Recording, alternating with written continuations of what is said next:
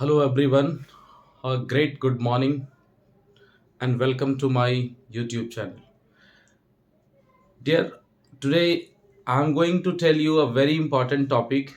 In my first and previous topic, I have already taught you the uses of subject. Subject means person and its uses. But in today's session, you will watch what is object and where do we use objects. All these things I will tell you. And definitely from today, after reading this chapter, you will have no problems and no any kind of queries in this chapter regarding your objects. So just pay attention and just look what I am going to give you, and hope so your belief will come true, because you better know after my completion of the topic you do not have any kind of problems, children. So let's come to the point. Objects. Children, first the question comes, what is object? Very first problem. This is the bigger problem the children have. So what is object? दो चीजों पर ध्यान रखिएगा। पहले तो मैं bilingual हो जाता हूं ताकि बहुत सारे बच्चे जो एनसीईआरटी बोर्ड के हैं, कुछ जैक बोर्ड के हैं, तो सबको समझ में आ जाए कि ऑब्जेक्ट क्या होते हैं। जनरली ध्यान में रखिएगा। Object definite you two things you will find out. अगर मैं ऑब्जेक्ट की बात करूं सिंपल सा, जैसे अगर मैं उसे बहुत कॉमन तरीके से समझाता हूं तो आप एक चीज याद रख सकते हैं कि a word that comes after a transitive verb, right? a transitive verb। तो तुरंत से आपके दिमाग में दो बातें आती है कि मैं जो समझा रहा हूं ध्यान में रखिएगा कि ऑब्जेक्ट क्या है सर। ऑब्जेक्ट का मतलब होता है कि जो कोई भी वर्ड जो खासकर एक ट्रांजिटिव वर्ब के बाद आते हैं, मैं तुरंत बताऊंगा अभी फिर कि ट्रांजिटिव वर्ब क्या है। फिलहाल मैं ऑब्जेक्ट को क्लियर कर लेता हूं, राइट? जो ऑब्जेक्ट्स है डेफिनेटली वो वर्ब के बाद आते हैं। वर्ब कैसा वर्ब? तो हम लोग बात करेंगे अभी कि ट्रांजिटिव वर्ब। वर्ब दो तरह के होते हैं, ट्रांजिटिव और intransitive.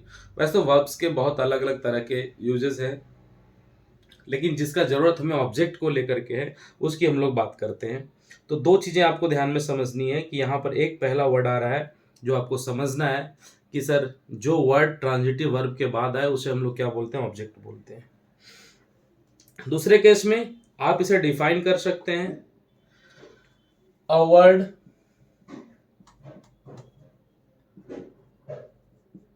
that directly receive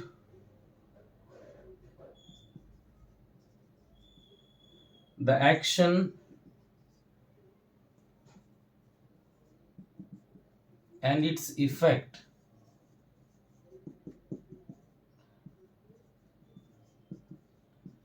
is said to be an object। Okay, दो बातें, दो चीजें जो बहुत इंपॉर्टेंट। मैंने कहा ए वर्ड, मैंने यहां भी कहा ए वर्ड, दोनों को समझिएगा थोड़ा आसानी से। A word that comes after transitive verb, तो मैं आपको बताऊंगा कि ट्रांजिटिव वर्ब क्या है। फिलहाल आप वर्ब को लेकर के चलिए कि जो वर्ब के बाद आते हैं वो शब्द, जैसे अगर मैंने एक सेंटेंस लिखा कि आई ईट अ मैंगो, राइट? अब कॉमन सी बातें हैं जो आपके दिमाग में चलनी चाहिए। आई ईट अ मैंगो, तो अब आप ईट के बाद यहाँ ए आ रहा है तो आप इसको तो ऑब्वियसली आप ऑब्जेक्ट मान करके चलेंगे नहीं।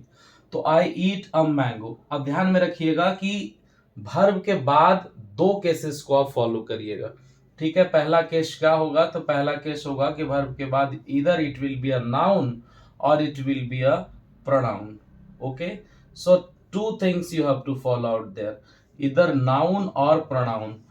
Definitely I will tell you in complete in details, you just pay attention। I eat a mango, तो यहाँ जो मैंगो है, अब आप समझिए कि मैंगो यहाँ पर किस कॉलम में आ रहा है? मैंगो आ रहा है नाउन के कॉलम में, राइट? अगर मैं इस सेंटेंस में बात करूं थोड़े और डीप में, जैसे कि पहली तो बात है ये आप समझिएगा कि आई ईट अ मैंगो लिखा हुआ मैंने, आई ईट अ मैंगो, और वो नाउन और प्रोनाउन की बात हो रही है। क्लियर है? तो दोनों चीजों को हम लोग समझते हुए कि यहाँ देखेंगे सबसे पहले ये वर्ब है, वर्ब के बाद जिसका यूज किया गया वो क्या है? एक नाउन है और ये एक ऑब्जेक्ट है। ध्यान में रखिएगा, ये क्या है, एक ऑब्जेक्ट है। अगर यहीं पर मैं दूसरे सेंटेंस का यूज करता हूं कि सी कॉल्ड मी, तो देखिए यहां पर मैंने क्या लिखा, कॉल्ड, जो क्या है, एक प्रकार का वर्ब है। तो अगर हम कॉल्ड के बाद इस वर्ब टू के बाद देखें हमारे यहाँ कौन सा वर्ड यूज हुआ है, तो यहाँ ऑब्वियसली एक प्रोनाउन का यूज हुआ है, और ये प्रोनाउन क्या है, हमारा ऑब्जेक्ट है। तो ये दोनों तरह के ऑब्जेक्ट होते हैं। अब थोड़ी पहली इंपॉर्टेंट सी बातें ये भी है कि ऑब्जेक्ट और कॉम्प्लीमेंट में एक डिफरेंस मैं आपको बता दूं कि ये दोनों के डिफरेंसेस क्या होते हैं।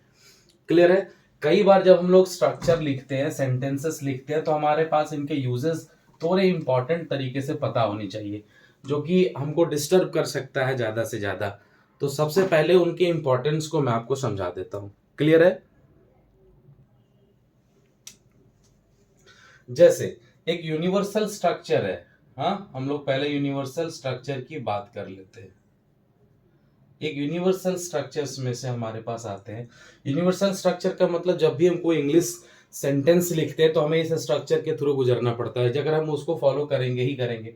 जैसे subject plus helping verb plus verb. अब यहाँ वर्ब के जगह में हो सकता है हम जब बेसिक स्ट्रक्चर लिखते हैं तो यहाँ हमारे पास एडजेक्टिव भी आ सकते हैं, हमारे पास नाउन भी आ सकते हैं, और उसके बाद हम लोग फॉलो करते हैं ऑब्जेक्ट बाय कॉम्प्लीमेंट। दो केसेस में अगर हम नाउन और एडजेक्टिव के बात करें तो यहाँ पर अदर वर्ड लिखाते हैं, और वर्ब के केस की फॉलो करें तो हम लोग यहाँ पर ऑब्जेक्ट बाय कॉम्प्लीमेंट लिखते हैं। ये दोनों चीजें आप लोग याद रखिएगा, मैंने क्या कहा उसे आप नोट डाउन कर लीजिएगा। हर छोटी छोटी बातों को समझाना आवश्यक है, लेकिन उसे लिखना संभव नहीं है, थोड़ा सा ध्यान रखिएगा। मैंने क्या कहा कि मैं लिख ही देता हूं ताकि आप लोग को दिक्कत ना हो। एडजेक्टिव और नाउन के केस में यहाँ पर प्लस में आते हैं अदर वर्ड, हाँ, ये आते हैं अदर वर्ड, और वर्ब के केस में आते हैं ऑब्जेक्ट बाय कॉम्प्लीमेंट। तो मैंने अभी तो समझाया कि ऑब्जेक्ट क्या है, अब हम लोग बात करेंगे कॉम्प्लीमेंट क्या है। पहले दोनों बातों को क्लियर कर लेते हैं। जैसे मैं फिर से एक सेंटेंस लिख रहा हूं कि आई ईट मैंगोज इन दिस गार्डन। हाँ, यानी कि जब भी मैं इस गार्डन में होता हूं, इन दिस गार्डन, तब मैं क्या करता हूं, आई ईट मैंगो। अब ध्यान में रखिएगा कि एक तो यहाँ पर वर्ब है, एक्शन आपको देखने को मिल रहा है, तो इस एक्शन के बाद जो यहाँ पर वर्ड्स आ रहे हैं इसको आप देख लीजिएगा, दो नाम में से कौन सा नाम को ये फॉलो कर रहा है, क्या ये नाउन है और ये प्रोनाउन है। अगर ये नाउन और प्रोनाउन दोनों में से कुछ भी है तो समझ जाइएगा कि दोनों क्या है, प्योर ऑब्जेक्ट है। और यहाँ दूसरी चीज देखेंगे आप लोग कि अगर कोई भी वर्ड, इस तरह से कोई भी वर्ड आपको मिल जाए जो प्रीपोजिशन से फॉलोड हो, थोड़ा ध्यान में रखिएगा मेरे वर्ड्स को, मैंने क्या कहा कि वो प्रीपोजिशनली फॉलोड हो। अभी मैं थोड़ा सा और क्लियर कर देता हूं कि प्रीपोजिशनली फॉलोड कैसे होते हैं वो।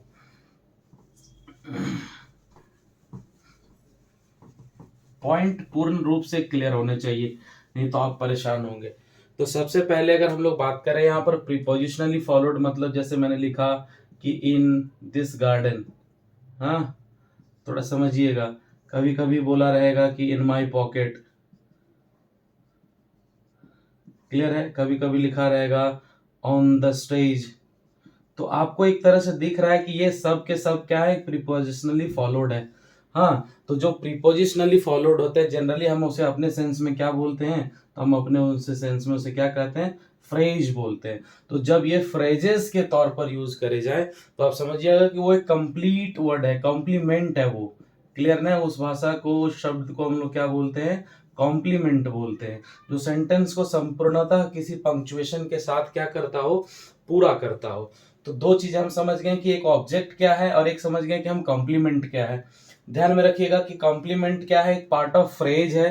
क्लियर है? पार्ट ऑफ फ्रेज है जिसका एक मीनिंग तो होता है, वो कंप्लीट सेंस, अपने आप में कंप्लीट सेंस नहीं होता। अगर मैं यहां से यहां तक की बात करूं कि it has sense but it not gives, it never gives a complete sense itself. That's why it is called what? It is called phrase, and it is generally followed by what? Followed by a preposition. तो हम लोगों ने अभी पहले सीखा कि object क्या है, क्लियर हो गया। अब हम लोग चलते हैं कि मैंने कहा अभी ऑब्जेक्ट के पास में, या ऑब्जेक्ट को पढ़ाते समय मैंने बीच में कहा आपको कि हम लोग सबसे पहले ये भी सीखेंगे कि ऑब्जेक्ट में मैंने कहा ट्रांजिटिव वर्ब का यूज मैंने बार बार किया।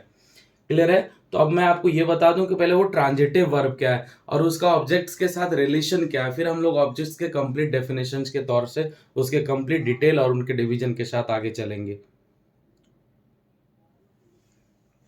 ओके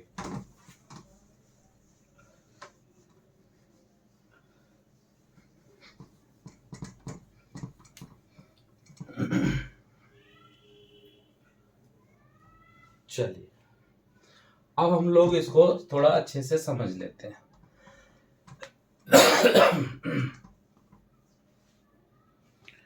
तो मैंने क्या कहा कि यहाँ ट्रांजिटिव वर्ब को समझना आवश्यक है, थोड़ा ध्यान में रखिएगा। मैंने कहा कि जो ऑब्जेक्ट होते हैं, है ना, जो ऑब्जेक्ट होते हैं वो ऑब्जेक्ट किनके फॉलो किए जाते हैं, ऑब्जेक्ट किनके द्वारा फॉलो किए जाते हैं। तो मैंने अभी बताया कि ऑब्जेक्ट जो होते हैं वो कंप्लीटली फॉलोड होते हैं किसके द्वारा, ट्रांजिटिव वर्ब के द्वारा। ट्रांजिटिव वर्ब के द्वारा। अब सवाल है कि ये ट्रांजिटिव वर्ब क्या है। हाँ, आपने पढ़ा होगा ट्रांजिटिव और इंट्रांजिटिव वर्ब, नहीं तो आप अपने मेरे दूसरे वीडियो में भी आप देख सकते हैं, कंप्लीट डेफिनेशन है वहां पे। ट्रांजिटिव वर्ब और इंट्रांजिटिव वर्ब क्या होते हैं। तो ट्रांजिटिव वर्ब ये इसलिए है क्योंकि इसके बगल में क्या है, ऑब्जेक्ट है। ध्यान में रखिएगा कि अगर मैं ट्रांजिटिव वर्ब का एक सिंपल सेंस में डेफिनेशंस दे दूं तो अ वर्ब और action which is completely found followed by an object। Okay और इसे आप सिंपल सेंस में याद रख सकते हैं कि an action that is followed by either a noun or a pronoun। तो मैंने क्या कहा, नाउन और प्रोनाउन। तो नाउन और प्रोनाउन दोनों मिलकर के क्या बनाते हैं, ऑब्जेक्ट्स बनाते हैं। ध्यान में रखिएगा, चीजों को अच्छे समझिएगा कि नाउन और प्रोनाउन क्या बनाते हैं, ऑब्जेक्ट्स बनाते हैं। और मैंने यहाँ पे कहा कि कंप्लीटली फॉलोड बाय कौन होते हैं, वो एक ऑब्जेक्ट्स के बाद फॉलोड होते हैं। तो हम लोग उसे समझते हैं कि वो ट्रांजिटिव वर्ब है। हाँ, अब ट्रांजिटिव वर्ब आप आसानी से समझ गए। जैसे मैं एक एग्जांपल बता दे रहा हूँ, थोड़ा आप समझिएगा, थोड़े आपको आसानी होगी एग्जांपल्स में। अगर मैं कहूँ यहाँ पर ईट, तो ईट ट्रांजिटिव है या नहीं है, हम लोग इसको कैसे पता करेंगे। तो जनरली हम लोग ईट को ना एक फॉर्म में ले लेते हैं, एक सेंटेंस फॉर्म में बदल देते हैं। जैसे आई ईट, ठीक है, पहले मान लो मैं खाता हूं, तो यहाँ पर आप क्या खाएंगे, कुछ तो खाएंगे, क्या खाएंगे या आप किसे खाएंगे, ये दो में से कोई एक क्वेश्चन को जवाब दे रहे होंगे। जो क्या को हम लोग इंग्लिश में बोलते हैं व्हाट, और हम लोग किसी से बोलते हैं whom। तो जनरली जब ये दो वर्ड्स में से वो किसी एक वर्ड का आंसर दे रहा हो तो आप समझ जाइएगा कि वो ऑब्जेक्ट लेने वाला है, यानी कि ईट जो है वो ऑब्जेक्ट लेने वाला है। तो ऐसे केसेस में हम लोग इसको क्या कहेंगे, ट्रांजिटिव वर्ब कहेंगे। और जब ये ट्रांजिटिव वर्ब हो जाएंगे तो समझेंगे हम लोग ये अपने पास कहीं ना कहीं कोई ना कोई ऑब्जेक्ट जरूर लेगा। अब कोई ना कोई ऑब्जेक्ट लेगा, उसको हम लोग पता करने के लिए क्या करेंगे, व्हाट और हुम के बारे में अब हम लोग इसको डिटेल में पढ़ेंगे। एक चीज आप समझ लीजिएगा कि ईट क्या है, एक ट्रांजिटिव वर्ब है। जैसे अगर मैं अगर सिंपल से कहूं कि ही इज स्लीपिंग, ध्यान में रखिएगा, ही इज स्लीपिंग। तो स्लीपिंग क्या है, एक एक्शन है, एक वर्ब है। लेकिन क्या इस एक्शन में अगर हम दो वर्ड्स जोड़ते हैं, what, he is sleeping what and he is sleeping home, तो ये दोनों का क्वेश्चन हमें आंसर्स क्लियर नहीं होंगे। इसलिए हम कह सकते हैं कि स्लीपिंग सिंपल जो है वो ट्रांजिटिव वर्ब क्या है, नहीं है। तो ऐसे केस में हम लोग इसका नाम क्या देंगे, इसका नाम देंगे इनट्रांजिटिव वर्ब।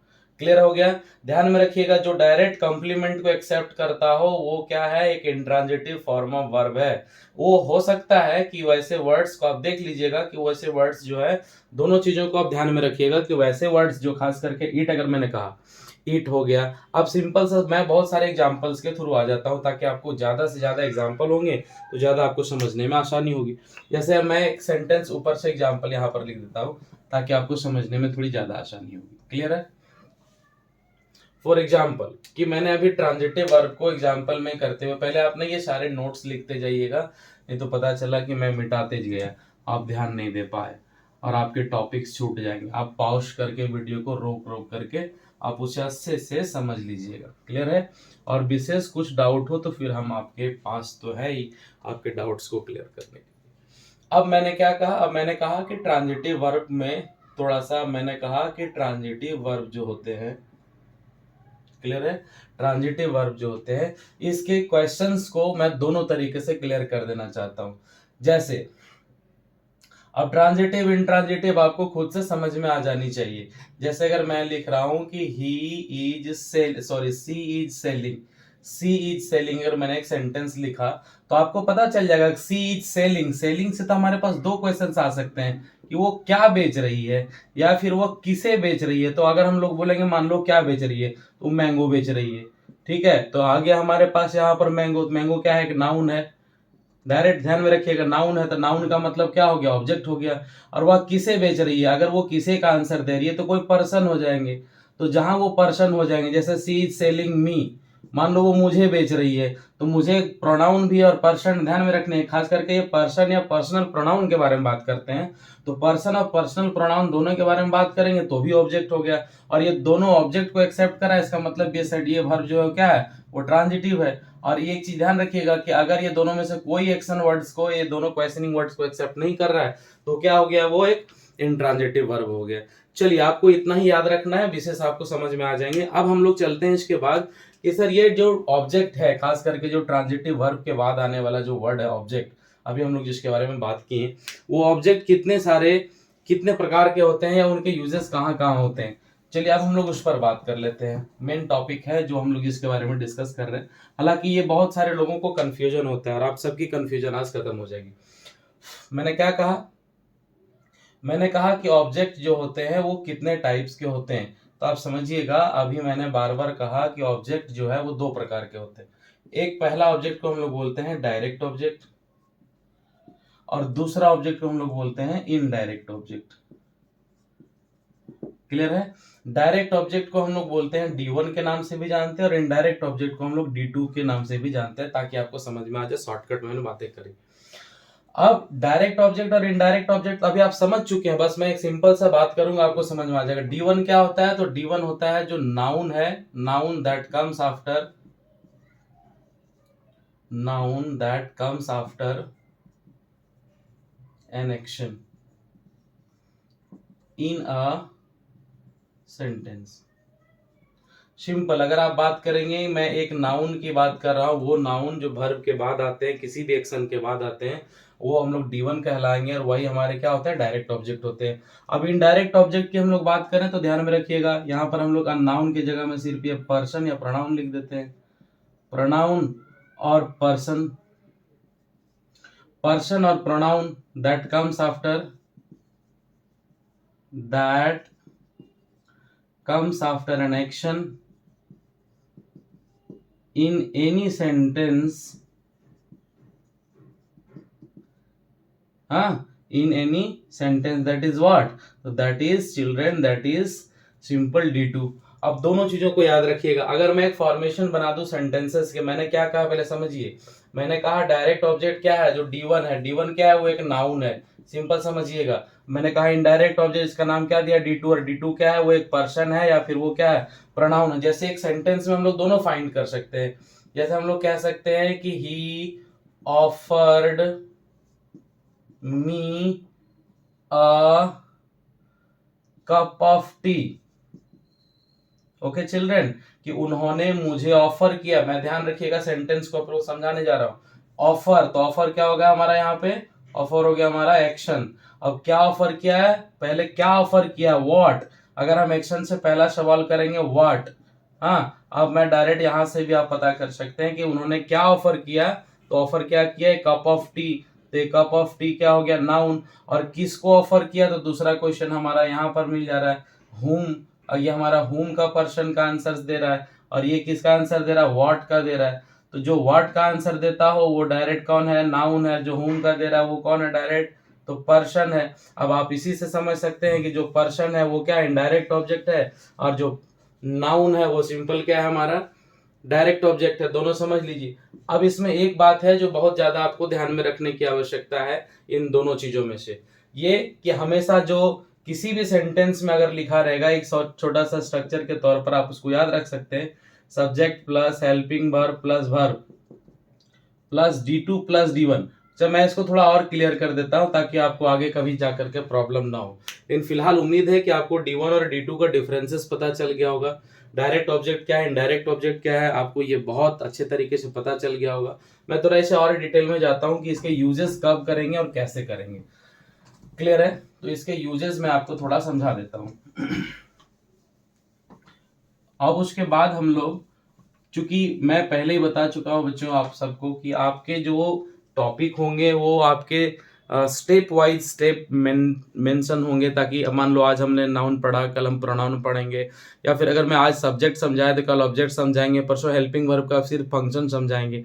आप सिर्फ मेरे से जुड़े रहे, मैं बहुत जल्दी आपको एक कंप्लीट ग्रामर का एक समझ लीजिए तो पूरा फंक्शन आपको सिखाने वाला हूँ।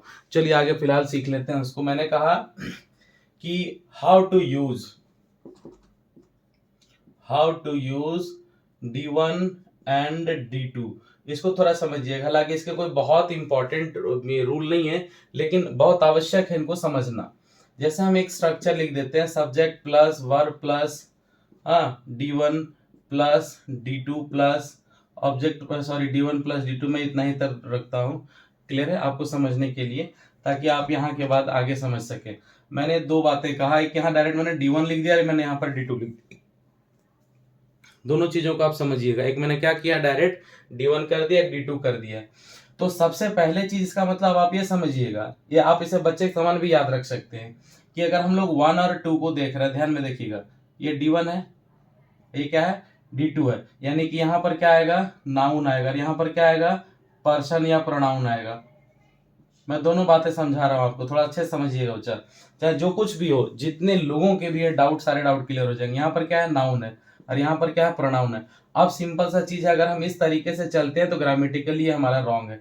जैसे इससे सेंटेंस होता है, ही गेव अ पेन मी, ये सेंटेंस है, ही गेव अ पेन। देखिए मैंने यहाँ पर क्या लिखा है, नाउन लिखा है, यहाँ पर क्या लिखा है मैंने, पर्सन लिखा है। तो आपको समझ में आ जाएगा कि ही गेव अ पेन मी, तो ये सेंटेंस हमेशा क्या हो जाएगा, गलत हो जाएगा। तो इसे कभी कभी हम लोग बोलचाल की भाषा में कुछ ऐसे सही कर देते हैं कि सॉरी, ही